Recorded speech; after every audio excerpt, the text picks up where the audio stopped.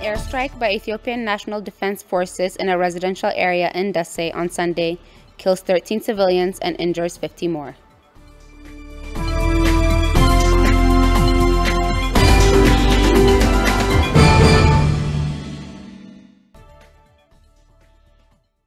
Good evening, I'm Salam Berhana with your news for the evening, and now for the details.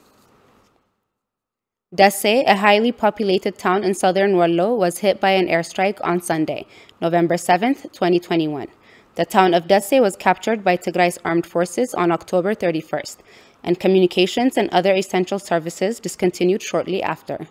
The airstrike hit near a residential area, killing 13 civilians and injuring 50 more.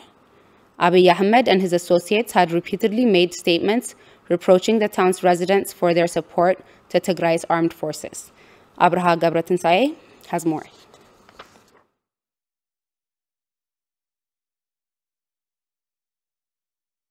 In his recent speech that briefed the situation, which followed the decisive victory of the Tigray forces at South Wallo, capturing the strategic towns of Dessie and Kompolicha, Prime Minister Abiy Ahmed has accused residents of Dessie town conspiring against the Ethiopian National Defense Force and supporting the Tigray forces. Dessie ላይ ለምሳሌ አንዲት ሬጂመንት ኮማንዶን የተዋጋው ኃይል ደሴ ነዋሪ ነው።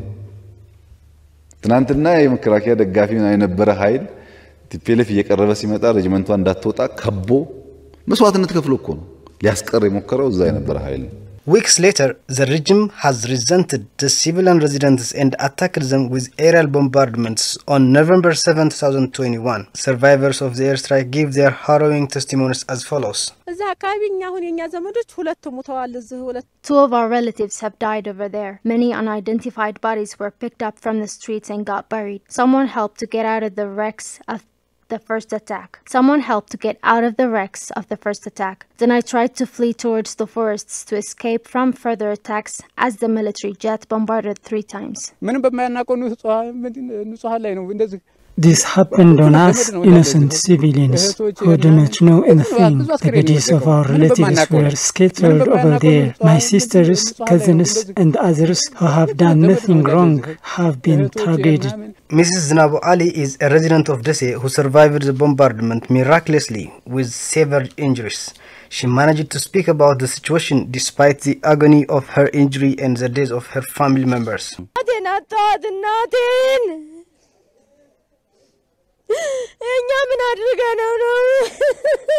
I lost my mom. ويزرو زناو علي دما أديا حفتان سبع حفتان بتدرب كموت وانكلو نبعلون قدام وصلتي كوين الله. After my baby outside, we didn't think the military jet would hurt us when it flew over us, but it dropped bombs 2 times on our compound and in our living room.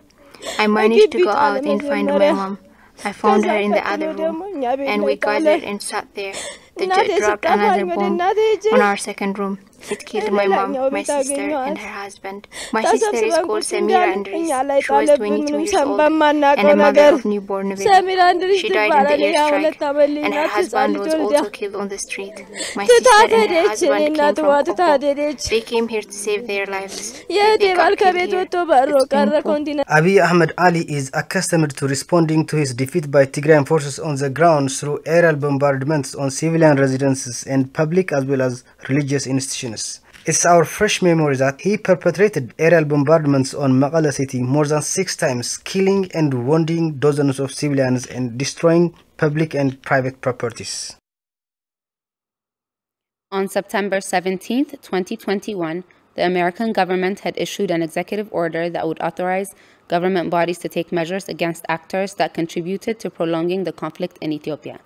Now, the U.S. Department of Treasury has placed sanctions on 4 Eritrean entities and 2 individuals that have contributed to prolonging the conflict and their involvement in the gross violation of human rights. Aragawi Gabra Mikhail has the details. In an executive order issued on Friday, November 12, 2021, the Office of Foreign Assets, control under the U.S. Department of the Treasury sanctioned 4 Eritrean entities and 2 individuals for their involvement in expanding military conflict and a growing humanitarian and human rights crisis. After condemning the role of Eritrean government for its role in the crisis in Ethiopia, the director of the Office of Foreign Assets Control, Andre M. Gaki, stated that her office will continue to expose and take measures on the actors who prolong the crisis. We condemn the continued role played by Eritrean actors who are contributing to the violence in northern Ethiopia, which has undermined the stability and integrity of the state and resulted in a humanitarian disaster. Treasury will continue to use all our tools and authorities to target and expose those whose actions prolong the crisis in the region, where hundreds of thousands are suffering. Parties to the conflict must come to the negotiation table without preconditions. The United States stands ready to pursue additional actions, including against the government of Ethiopia and the Tigray People's Liberation Front, if there is not tangible progress toward a cessation of hostilities. The 4 Eritrean entities designated by the U.S. Department of Treasury are the Eritrean Defense Force, the ruling party in Eritrea, the People's Front for Democracy and Justice, a civil society organization called Hedri Trust, and Red Sea Trading Corporation. It also designated Abraha Kasa, Chief of Eritrea Security Office, and Hagos Gabrihewot, the Executive Officer of Red Sea Trading Corporation. The report by U.S. Department of Treasury recognized the role of Eritrean forces throughout the conflict in Ethiopia, and especially their involvement in gross violation of human rights, including looting and sexual assaults. The holding company of all, PFDJ, Business Enterprises, Hedri Trust, established on 1994 by the PFDJ, was designated for becoming an instrument of political subdivisions of the Eritrean government. Red Sea Trading Corporation, which was owned by Hagos Gabrihewot, was designated for assisting and sponsoring with financial and technological support for the war in Ethiopia. According to the sanction, all properties and interests that are in US and owned by the sanctioned individuals and entities are blocked and must be reported to the Office of Foreign Assets Control. Education has been discontinued for nearly 2 years now. It was initially discontinued due to concerns regarding the COVID-19 pandemic, later followed by the outbreak of conflict. Many schools in Tigray have been looted or vandalized after being used as military camps or repurposed as IDPs, leaving into question IDP camps, leaving into question the fate of over 1.4 million students in Tigray in question. Mekelle University recently released a statement opposing the discontinuation of the university's budgets and its programs by the Ministry of Education. Abel Tsagabu reports. Mekelle University released a statement condemning the use of education as a weapon of war by the Ethiopian government. The statement says that the Ethiopian government has the duty to provide education to its citizens, but has instead used its deprivation as a weapon of war. The statement says that during the occupation of Mekelle by the Ethiopian National Defense Forces and the university's infrastructures were destroyed and looted, university campsites were used as military camps, female students were raped, and many university employees forced to leave the camps due to security concerns. The statement also says that the university was not able to carry on with its programs despite the withdrawal of Ethiopian forces because the Ministry of Education had ordered for the university to discontinue education for 1 semester despite opposition from both staff members and students. The statement also suggests that the university's budget has been cut and that its staff have been left without salary for the last 5 months. The university condemned the Ministry of Education for attempting to reassign students and staff members to other universities, especially in light of the fact that attempts to reassign students and teachers ignores the circumstances of Tigrayan students and teachers that are living under a blockade. The university called upon the global academic community to do their part to avert the closure of the university and to ensure the right of access to education to the students in Tigray.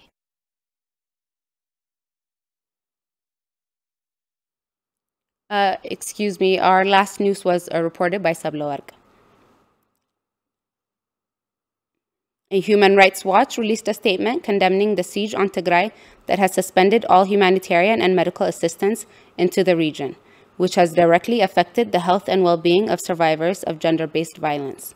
Human Rights Watch stated that victims ranging from age 6 to 80 are unable to get medical assistance due to the systematic destruction of health facilities and blockade of roads. Human Rights Watch stated that survivors may have contracted sexually transmitted diseases or maybe carrying an unwanted pregnancy.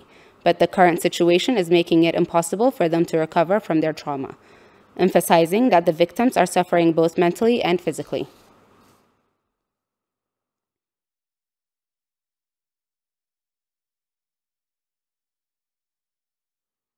In the months-long occupation of Tigray by Ethiopian and Eritrean forces, private and public properties were looted and destroyed. Tsagereda is a town in the Garalta district of eastern Tigray, just one of many affected, suffering from the humanitarian crisis in Tigray. Abil Tsagabu has more. The 8-month-long occupation of Tigray by Ethiopian and Eritrean forces was marked by the systematic attack on food stocks and crops, livestock, and denial of basic food aid coming into Tigray. The defeat of occupying forces by Tigray's armed forces was followed by an almost 5-month-long siege on Tigray that has made it impossible for Tigray's food system to revive, leading to even more devastation. Takentaka is a resident of the town of Tsagereda, Garalta district. Her and her family are just one of the many that find themselves in a devastating situation. They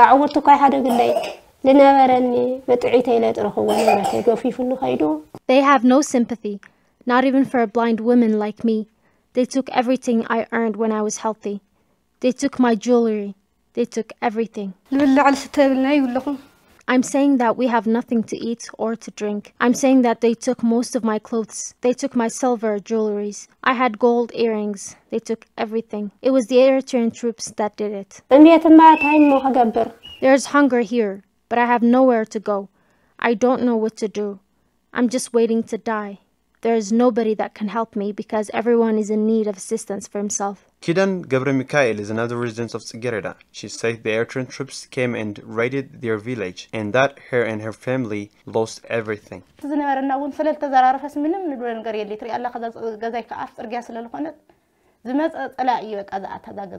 Every property we had was either looted or destroyed. My house is found on the main road. So they just kept coming and going. They have done everything they wanted to do here. We have not been able to receive any aid because it's being obstructed. What can we do for one another? Nothing. We are all poor now. Everyone is in a crisis. Bariu Bahailu is a government authority in the district. He says the people in Tsagereda are starving primarily due to the raid by Eritrean forces. They broke the farmers' tools and they would sometimes use it to make fire so they could cook. The Eritrean soldiers slaughtered more than 80 oxen in this town alone. They burned the seeds prepared for sowing or mixed it with other seeds or soil. They took as much as they could. Now, our people are starving. The people are in a difficult situation. Humanitarian organization says that if 282 trucks of food and non-food items are not able to reach Tigray on a daily basis, a humanitarian catastrophe of unspeakable proportions is sure to unfold in Tigray. The retreat of Ethiopian and Eritrean forces from most of Tigray on June 28, 2021, had caught the world by surprise. For months, the Ethiopian government had managed to shield the world from the realities of what was going on in Tigray, the atrocities as well as its military standing. What was perhaps predictable was that Ethiopian forces managed to commit atrocities as they were fleeing from the capital, brutally murdering 8 civilians in the outskirts of Meghallah. Sabla Warq Lama has more on this. The war on Tigray has largely been marked by the degree of cruelty inflicted on innocent Tigrayan civilians. Media and human rights groups across the world have spoken up about the atrocities, but the world has yet to take a decisive action to bring those responsible to justice. Germanis Aga and Tourist Berha are residents of Manbar Qaddusan in Indarsa district, just in the outskirts of Meghallah. They say Ethiopian soldiers killed their husbands on June 28, 2021, as they were retreating from the capital. They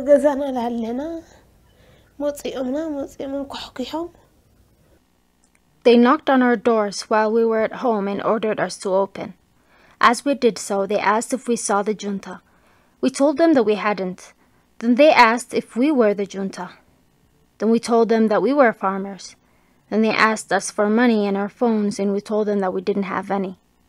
Our neighbor, Gabra Abraha, was here with us when that happened.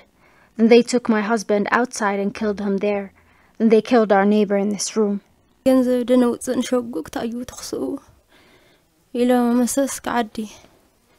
My husband and I were worried when we heard gunshots. We were going into hiding, so he wanted to take the cattle with him. The war was coming so close, so we could hear more and more shots. Before my husband left the house, a soldier was yelling, "Open the door, open the door." We were scared, but opened the door anyways. The soldier came in right away and started to strangle my husband and said, "Are you the junta?" He then replied, "No, we're farmers." The soldier also said, "Where is the junta then?" And then we said that we didn't know. After that, he forced him out to the courtyard and asked for money and a mobile phone. My husband said that he didn't have money, but he gave him his phone. The soldier allowed him to get in. They made it seem like they were going to leave us be, but he shot him in the back as he was coming inside our home. Germanis Aga and Turas Berha are just one of the 8 households that lost their loved ones on June 28th. Earlier this year, the government of Tigray had announced the formation of task forces tasked with the responsibility of properly documenting crimes committed in Tigray. Since November, civilians have been massacred, public and private properties looted, and women and girls sexually abused by Ethiopian and Eritrean forces, while food has been used as a weapon of war, with farmers denied their right to plow their land and their livestock killed and food stocks destroyed. Our reporters were on the ground in Negash to see the impacts of the 8-month-long occupation and the almost 5-month-long siege. Haile Gabru has more on this. Abiy Ahmed's government and his allies have been committing grave atrocities throughout Tigray.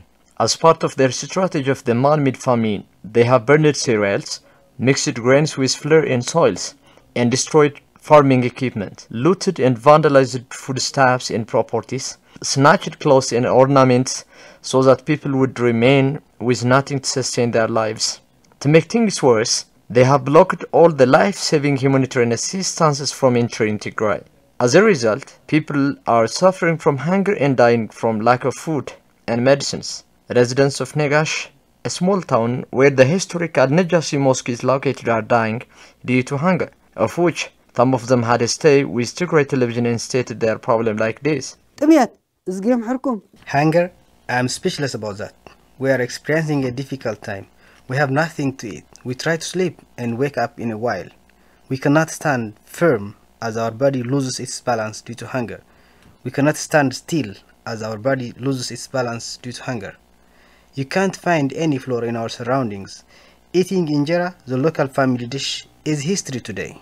Children are at the verge of death due to lack of food. Humanitarian aid is at tail due to the year-long blockade imposed by Abiy Ahmed's government in Tigray. Everything has stopped due to the deeds of the invading forces in Tigray. I'm sick, but I couldn't get enough food and medical supplies to save my life. I was bedridden for a month and got better for a while. Then I got sick again. My body got wind due to lack of food.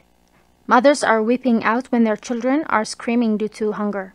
Both the Ethiopian and Eritrean forces have looted all what we had worth on our hand. It is so disturbing. We plead the international community to hear our troubled voices and act immediately.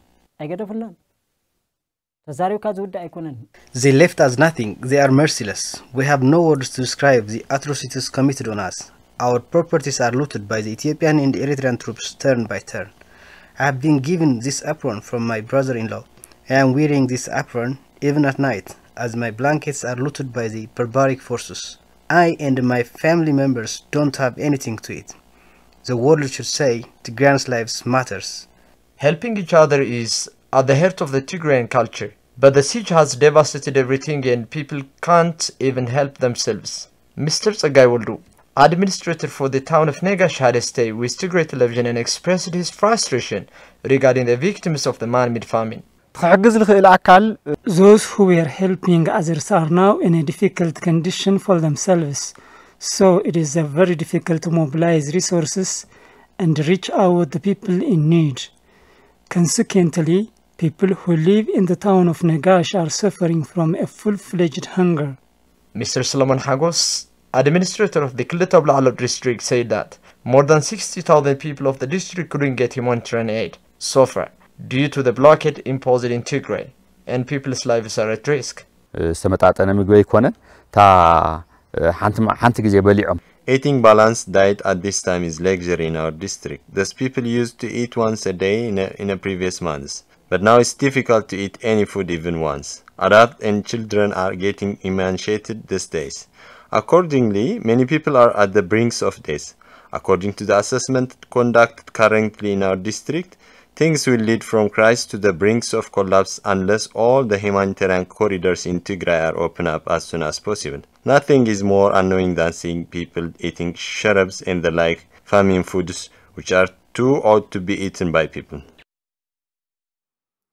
Tigray is currently sheltering over 2.2 million internally displaced persons, with over 1 million displaced from western Tigray, where Ethiopian forces led by Amhara militia are committing ethnic cleansing. Of the millions displaced, many are children suffering that have witnessed unspeakable horrors in the journey to Mekelle. Winta Kidana has more. This is Fiori Fantahon from Maikadra in Western Tigray. She was a grade 7 when education was discontinued in Tigray nearly 2 years ago due to the coronavirus outbreak. Fiori is one of many children forced to witness the Maikadra massacre. She says she had gone out to play with her friends but had to run and leave her village to save her life. I saw so much cruelty. I saw people being killed and thrown into a river, especially Takaza and Shararo. I witnessed such brutal crimes. People would be murdered and left in the streets, the way they were massacred. It's so hard to say what I witnessed. This is all because of the Eritrean soldiers and Amhara Fano. Fiori says she and her mother had left Maikadra together, but were soon separated in Shararo as Eritrean troops started to shell the city. Me and my mom were separated in Shararo. The city was being shelled. Everyone started running to save their lives. That's when we lost each other. I was on the road and alone until I finally reached Mekelle and met with her here. Fiori says her and her mother largely depend on Mekelle residents to provide them with basics such as food and clothes, but that since the siege started and all the basic services including banking were discontinued and all commercial goods and aid blocked from coming into Tigray, they too have found themselves in a difficult situation. The residents of Mekelle were generous before Tigrayan forces arrived, but it's not as it used to be now. Now everyone's suffering, but we appreciate it even more because we understand it's difficult for them as well. Fiori and her family are one of over 1 million people displaced from western Tigray due to the ethnic cleansing campaign by Amhara militia and Fano vigilantly groups. The almost 5 months long siege has worsened this already horrific humanitarian situation, with all humanitarian partners announcing that they have run out of food stocks and host communities finding themselves in a dire situation. We're starving. We eat little bread once a day, if we're lucky. If not, that day will pass with no food. We get that from the residents of Mekelle.